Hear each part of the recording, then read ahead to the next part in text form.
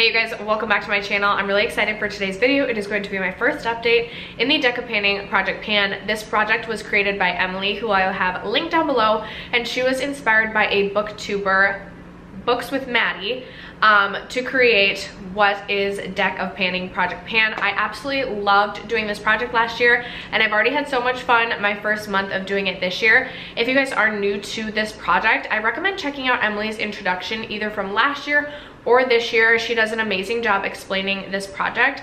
This project is like a game, so there's quite a few moving parts and pieces to it. So like I said, if this is your first time catching a Deck of Pan Project Pan video, I do recommend checking out Emily's intro, which will be linked down below, the playlist, the spreadsheet, the game board, in case you are interested in participating. Everything will be in my description box down below. If you are interested in seeing my update for the first month of the Deck of Painting Project Pan for 2022, stay tuned. First, if you have yet to subscribe to my channel and you like project painting content or just chit-chatting about makeup, I would love if you'd consider subscribing before moving on. And other than that, let's jump into the video. All right, you guys, I don't know what happened, but I forgot to weigh all of my products after I filmed my introduction video. So I weighed all my products today, but I don't have my like beginning introduction weights. I don't have any products that I'm going to be rolling out today, but to keep things fun and exciting, every single update, whether or not I've finished a product or not, I am going to be rolling in a new product, just to kind of give me more motivation to actually finish products, so I don't end up at the end of the year with like 20 products that I'm trying to pan. I think like if next update I were to have hit goal on 2 items, I'm still going to draw 2 items. So it's sort of like a penalty to myself if I don't hit goal or finish up a product by like each update, because each time I fail to complete a product or hit a goal, I'll have to add a new product into this project. If that makes any sense, I hope that it does. But let's get into my progress on my 5 products, and then we will roll in a new product at the end. My least exciting progress is definitely my Bite Beauty French Press Lip Gloss. I rolled this in, or the prompt that I selected this product for was something along the lines of a product that a friend is panning. Rebecca Morgan rolled this into her year-long project pan, and I thought that this would be such a good product to work on, just because this is older in my collection. I've actually gone through one full size of this product before.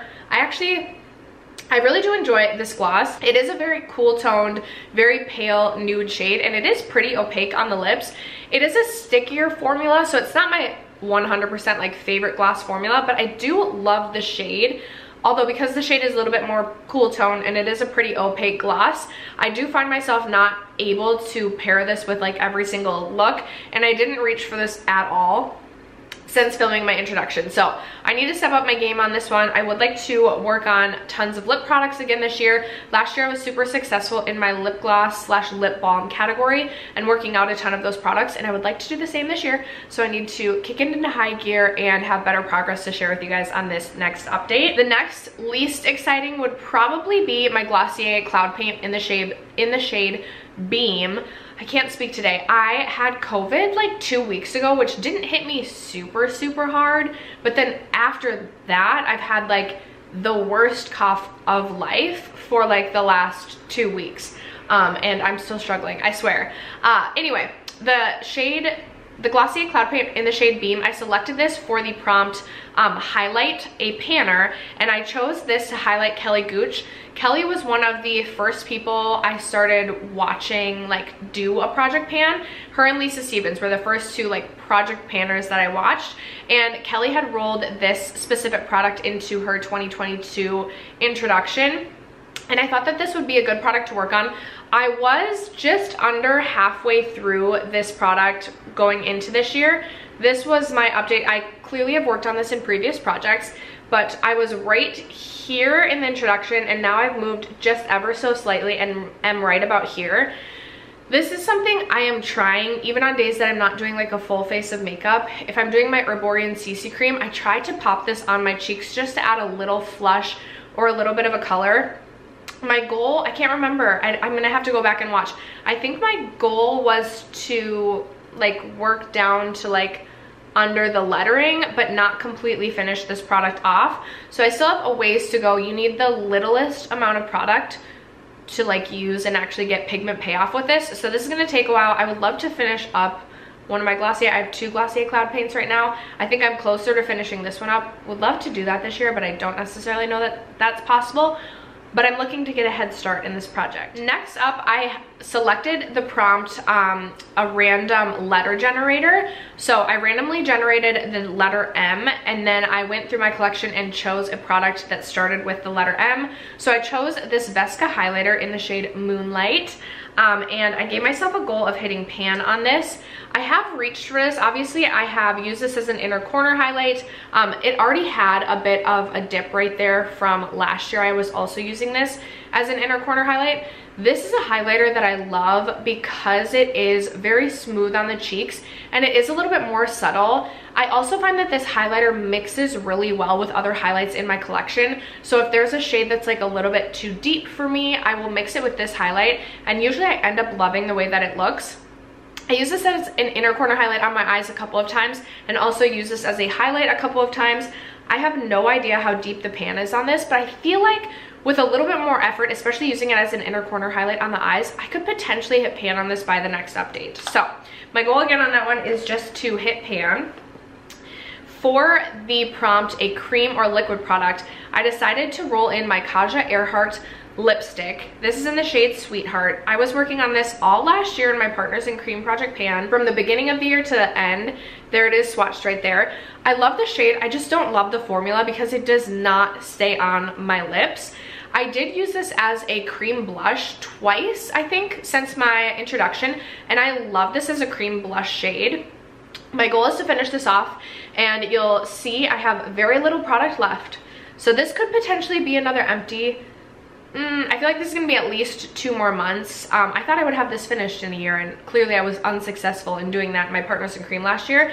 So I hate to get too excited, but there's just like the smallest amount of product left. And if I use it as a cream blush and just use it on my lips a few times, I feel like I could get really close to finishing this by the next update.